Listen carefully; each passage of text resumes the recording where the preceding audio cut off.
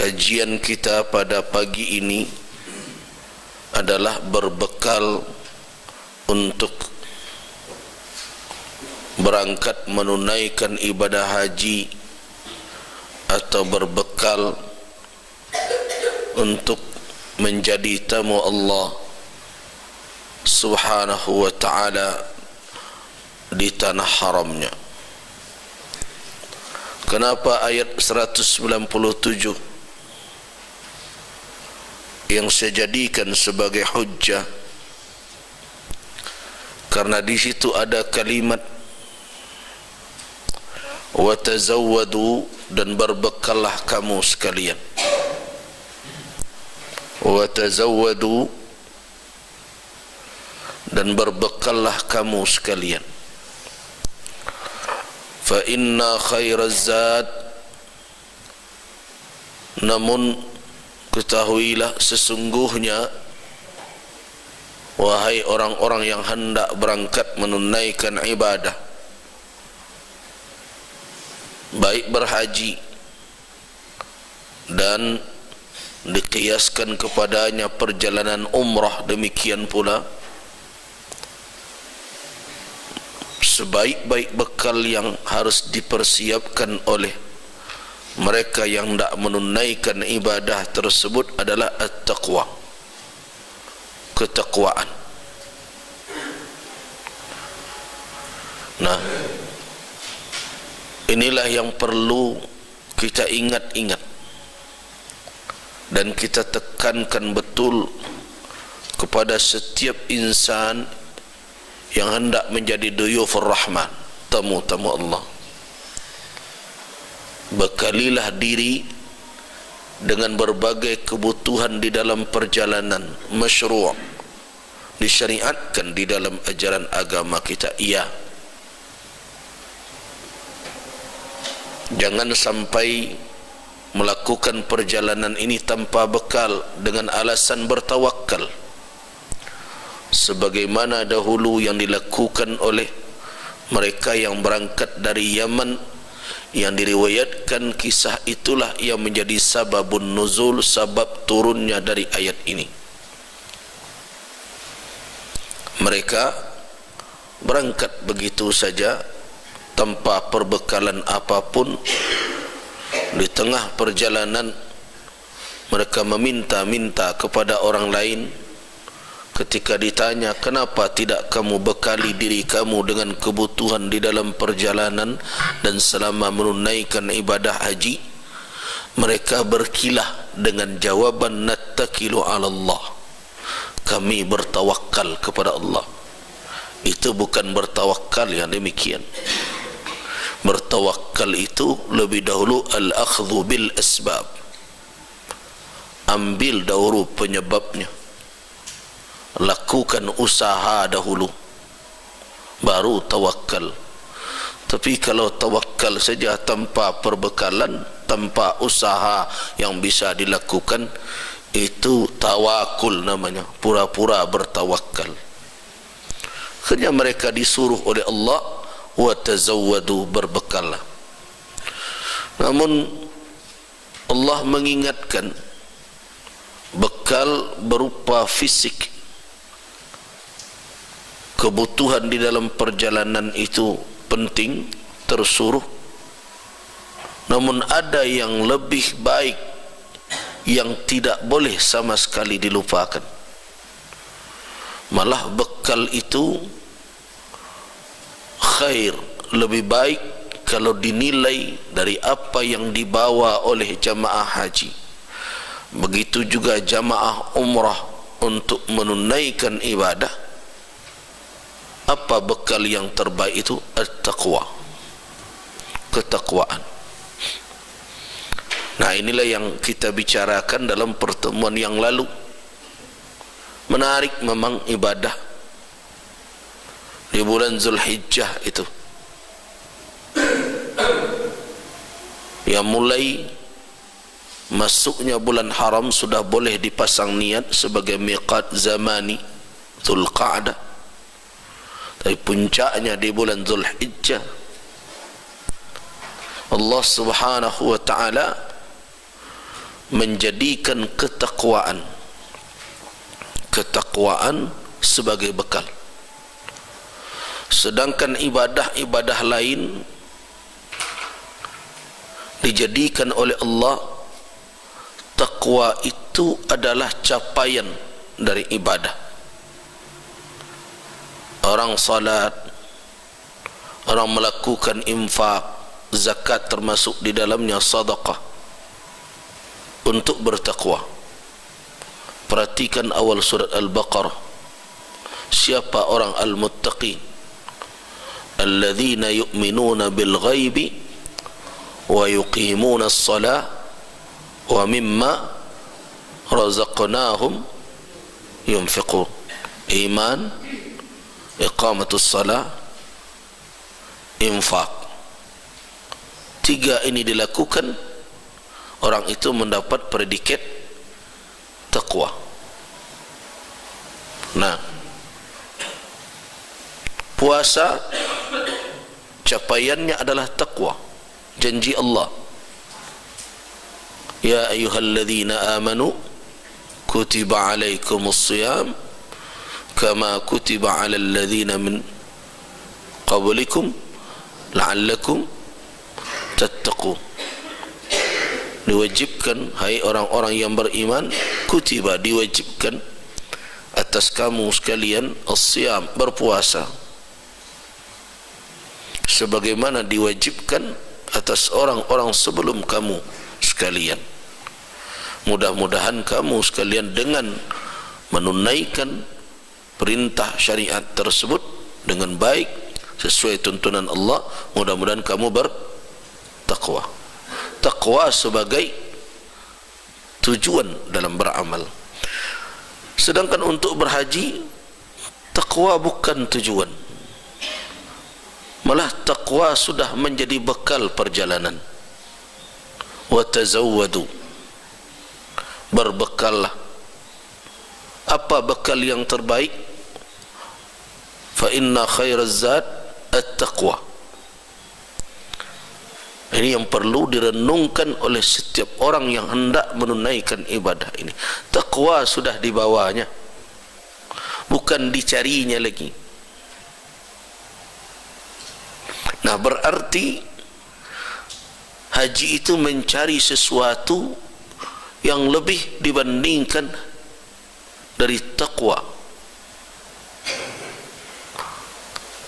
Kalaupun dikatakan takwa lagi, takwa yang lain. So, takwa sudah menjadi bekal perjalanan. Terus apa yang dicari?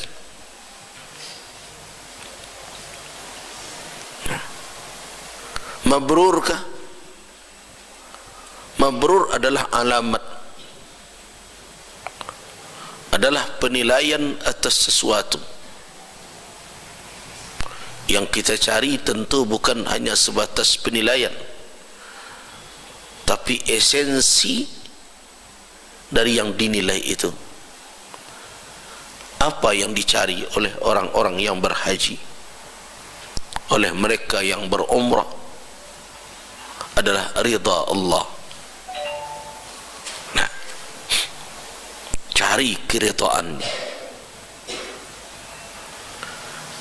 Apabila Allah ridha dengan amal kita dan ridha dengan diri kita, radhiyallahu anhum wa radu an, itu yang dicari. Dan dengan apa mencari ridha itu? Dzalika liman khasyiya rabbah. Dzalika liman khasyiya rabbah, dalam surat Al-Bayyinah. Nah, jazaohum 'inda rabbihim jannatu 'adnin tajri min tahtiha al-anhar khalidina fiha abada radhiyallahu anhum wa radu anhu. balasan mereka orang-orang yang beriman dan beramal saleh. Mereka adalah orang-orang yang terbaik, khairul bariyah, sebaik-baik makhluk. Apa balasan yang akan mereka peroleh di sisi Tuhan mereka? Jannatu adnin, jannah aden, tajri min tahtihal anhar, mengalir di lembah-lembahnya sungai-sungai. Khalidina fiha abada, mereka kekal di dalamnya selama-lamanya. Kenapa mereka memperoleh balasan tersebut? Karena Allah ridha dengan mereka, wa radu an, dan mereka ridha dengan Allah. Allah ridha dengan mereka dan mereka ridha dengan Allah. Ridha kenapa? Ridha menjadikan diri mereka sebagai hambanya. Hati-hati sekarang, kabarnya ada yang protes orang tidak mau jadi hamba Allah. Nah, namanya Abdul Aziz. Abdul Aziz hamba Allah, dia protes. Nah, mestinya kata dia, supaya hubungannya jangan seperti Tuhan dengan hamba, sekali-sekali bagusnya dia jadi sahabat Tuhan saja. Mungkin dia mau ganti nama jadi Khalilul Aziz, Khalilur Rahman, kayak Ibrahim. Ini orang congkak. Padahal makam kehambaan itu adalah makam yang dicintai oleh Nabi. Nabi SAW senang sekali ketika dipanggil oleh Rabbnya sebagai hamba. Jadi Nabi itu bangga betul kalau Allah menjadikan beliau sebagai hambanya. Itu yang dinamakan maqam ubudiyah namanya. Dan itu ajaran Nabi kita. Tapi mungkin orang ini entah siapa nabinya, mungkin Sahrur barangkali, sehingga menuliskan hubungan di luar nikah bisa halal karena bisa masuk dalam jangkauan milkul yamin, budak zaman dahulu. Ini rusak udah negeri. Karena itu jadi berhati-hatilah bapak dan ibu-ibu. Nah, radhiyallahu anhum wa radu'an, keridhaan Allah itu yang dicari. Bukan hanya sekedar kita menunaikan ibadah sesuai dengan rukun dan syarat yang ditetapkan. Karena kalau hanya sebatas itu, yang kita dapat adalah hukum fikih semata. Dan tinjauan para fuqaha hanya meletakkan hukum di atas yang zahir. Nahnu nahkumu bizzawahir, wallah yatawalla as-sarair. Kami menghukum dengan yang nyata, yang tampak. Urusan as-sarirah, rahasia yang tersimpan dalam hati hamba, Allah lah yang mengurusnya, bukan manusia. Karena itu pernah suatu kali jamaah pulang dari ibadah haji datang bertanya kepada saya, waktu itu masih di bandara Tabing, waktu itu belum lagi di BIM, ke Medan dulu, dari Medan pulang baru ke Tabing. Tanya bogage-gagenya pulang haji, tariknya tangan apa, ya tanya cik alai, uruslah dulu barang-barang beko lah dulu, nak tenang batin apa. Dia katakan, saya kan sudah manasik ini dengan Buya dari awal sampai akhir. Saya jalankan rukunnya, saya penuhi syarat-syaratnya, saya lakukan yang sunat semampu saya. Ya kata saya, alhamdulillah. Terus apa lagi yang mau ditanyakan? Nah kira-kira haji ambo tu tu ya.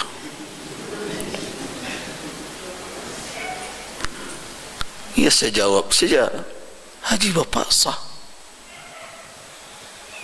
Nah mendengar sah, kau tak tarang mukonya, tambah karuikan yang cenya sah senyum ya. Tentu ya sah. Tu alai. Oh indak mabrur ke? Anda tahu ambo.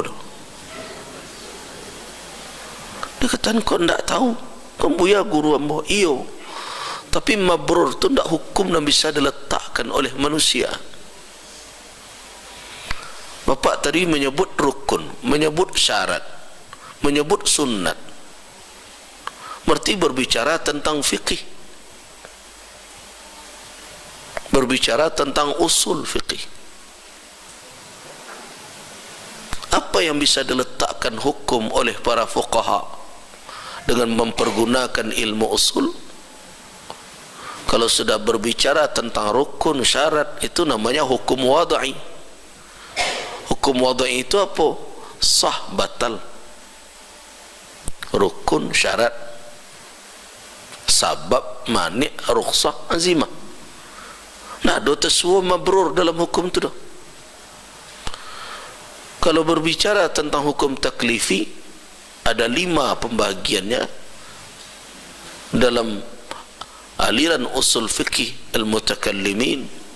Mana yang 5 itu yang masyhur di kalangan kita adalah wajib, sunnat, ijab, nadab, wajib, sunnat, kemudian mubah, kemudian makruh, kemudian haram.